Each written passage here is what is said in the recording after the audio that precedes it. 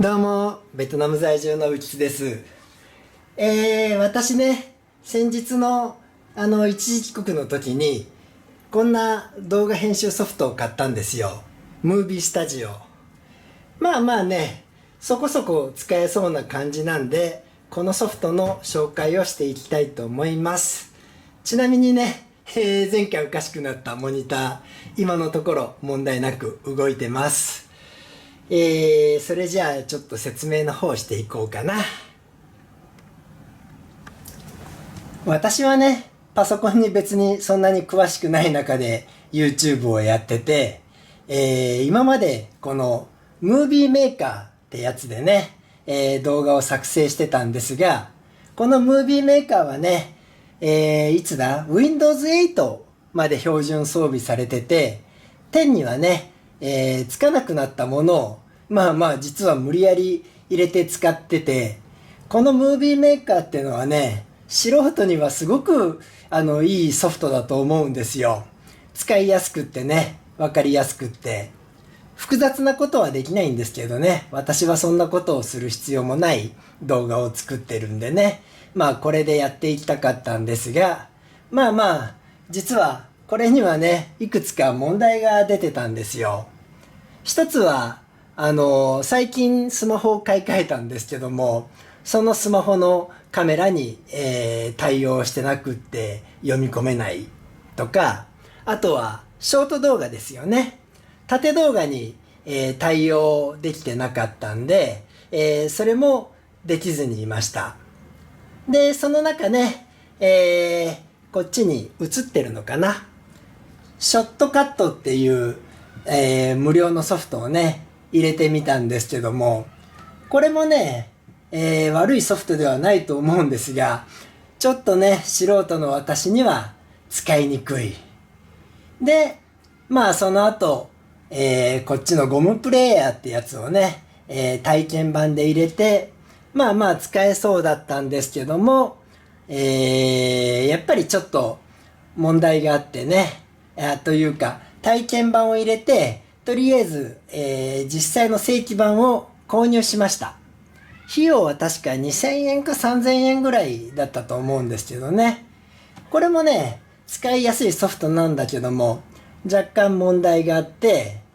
で、その後、ここに一応字は映ってんのかな。ダヴィンチリゾルブっていう、これをね、使ってみようと思って体験版入れようと思ったんですが、実はなんで2つもファイルがあるかっていうと、私のパソコンでは、ダウンロードはできたんだけども、インストールしたら、まあ、うまく動かないっていうのでね、困ってて、まあ、日本に一時帰国した時に、このソフトを見つけたんでね、費用は9900円でしたね。まあまあ、これぐらいなら出していいかなっていうのと、まあ、こんな風に説明書になってるんですが、中を見たときにね、案外ムービーメーカーに似てる感じじゃないのかなと思って買って、今すでにね、動画3本ぐらい上げたやつは、この、ムービースタジオ、私が買ったのは、ムービースタジオ2024年のプラチナ読み方わかんないですけど、これをね、つけたんで、買ったんで、まあまあ、ちゃんと使えてます。どうしてもね、このムービーメーカーがすごく使いやすかったんでね、これに比べると、劣ってしまうっていうとね、こっちのソフトに失礼にはなるんだけども、若干まだ使い慣れてない部分もあって、使いにくさはあるんですけども、まあまあ、他のやつよりはいいっていうことで、まあ私はね、素人なんでここら辺の説明しても皆さんにうまく伝えれないんですけども、私が何に困ってて、今回のソフトはそれの何が良かったのかのね、説明をしていきたいと思います。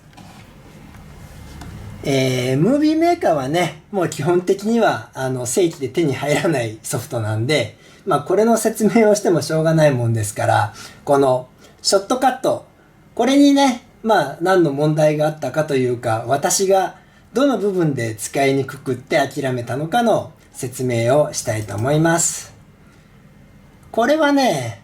かなりいろんな機能があるんでね、ちゃんと使いこなせば悪いソフトじゃないと思うんですよね。ただ、私のような素人にはちょっと向いてなかったっていう話で、そこのところをね、ちょっとお見せしとこうかな。これで開いて、このスーパーカブね、まずプラグボール、今動画を1本取り込んだんですけども、これがね、いつも何で苦しんでたかというと、動画をつなぐところなんですよ。私の動画はね、簡単にフェードイン、これはこうすればフェードインするのかな。フェードインしてね、あとは画面を切り替えればいいだけなんですけども、この切り替えがね、ちょっと私には分かりにくいというか、すぐにミスを犯してたんですね。次の動画を、これまだダメなんだっけ？どうするのか、これでいいのか。次の動画をね、入れた時に動画を2つつなぐじゃないですか。これがね、ちょっときっちり合わせればいいんだけども、ちょっと内に入っちゃったり外に行ったりしてね、うまく使えないというか、後から修正できるんだけども、例えばこれがフェードイン、ここで今つながったのかな。でうまくつながっていくと思うんだけど、そうですよね。つながってった時にね、これをね、ちょっと後からいじくっちゃったりすると、ここら辺が分離されちゃったりしてね、でまた行き過ぎたりすると、ここの動画の最後が消えちゃったりとか、ここら辺がね、すごいやりにくいというか、私がミスをして、本来ね、元に戻す。これでね、戻しゃいいんだけども、使いにくくって苦しんでたと。ただ実はこのソフトのいいところはね、この横動画から縦動画を作る機能とかもあって、それはね、私は説明しませんので、知りたい方は、ネット検索されればいいと思うんですけども、その部分では重宝してたんで、実は私ショート動画をね、このメイン動画の説明というか紹介動画みたいにして作ってたんで、こっから切り出してね、ショート動画を作ってました。そういう意味ではね、これは役に立ってたんですね。で、次の動画の説明、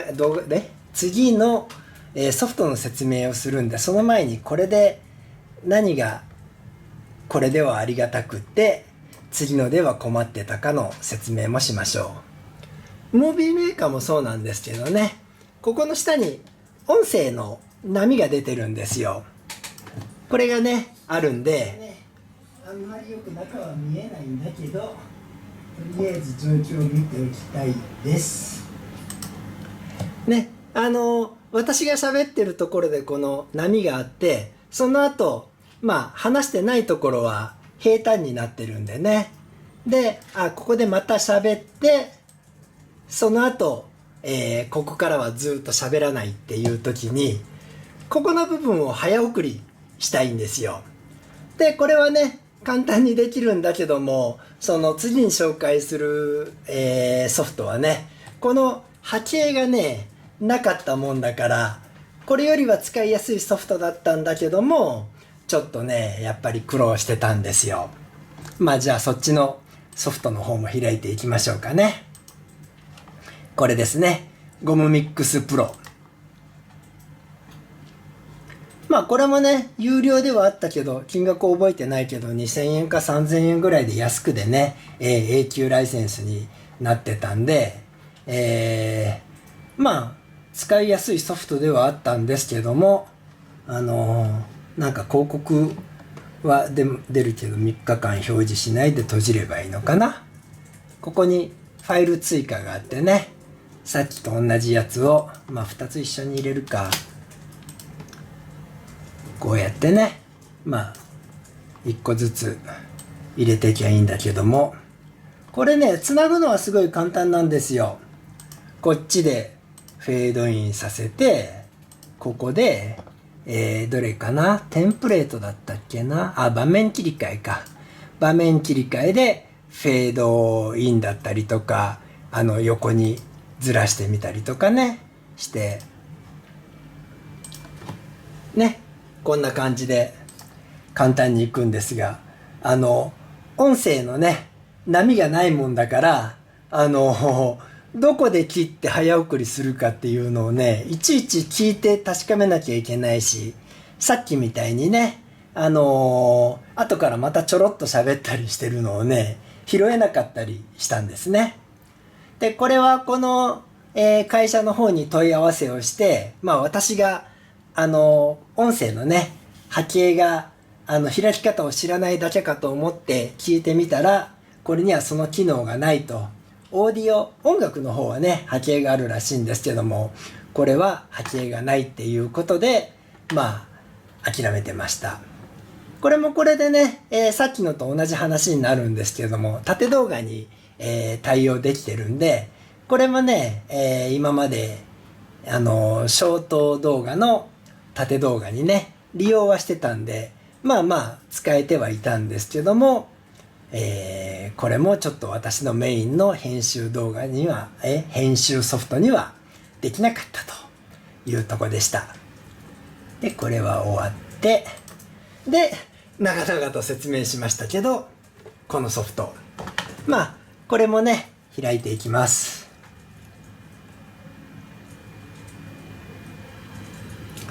これがね、開けなかった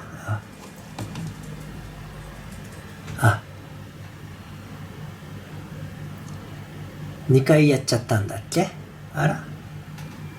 ら？なんか、2回開こうとしたのね。あれ、なんでシリアルナンバーが今になって出てくんの？これちゃんとできてるんよ。ここにショートカットしたからおかしくなったんかな。ちょっと一回閉じます。なんかさっきちょっとおかしなことになったんでね、ちょっと調整しました。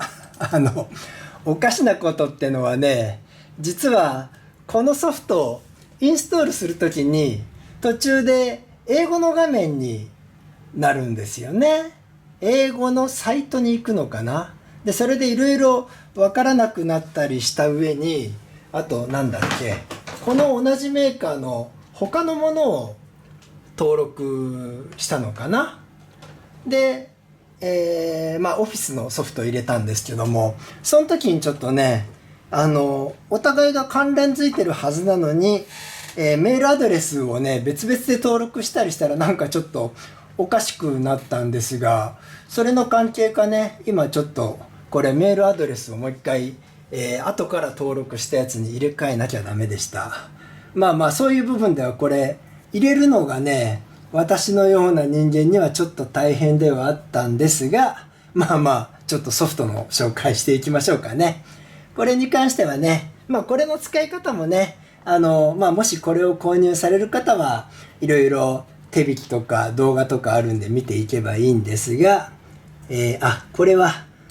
横動画じゃないや、縦動画の設定になってるから普通のに戻しとこうかな。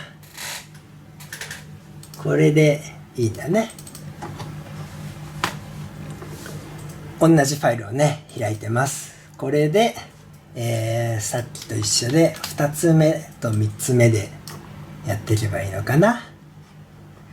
この画面がねいつもよくわかんないんだけども、とりあえず調整しないにしとこうかな。同じ数字が出てん。解像度が違うのか。まあいいや、調整しないにしとこう。こうやってやるとね、2つが出て、これに関しても開けばね、ここで、フェードインをして、ここではね、私が最近使ってるシャッターってやつでつなげば、ちょっと今上が小さいんだけども、問題なく使えるんですよ。ここですね。シャッターになったんで。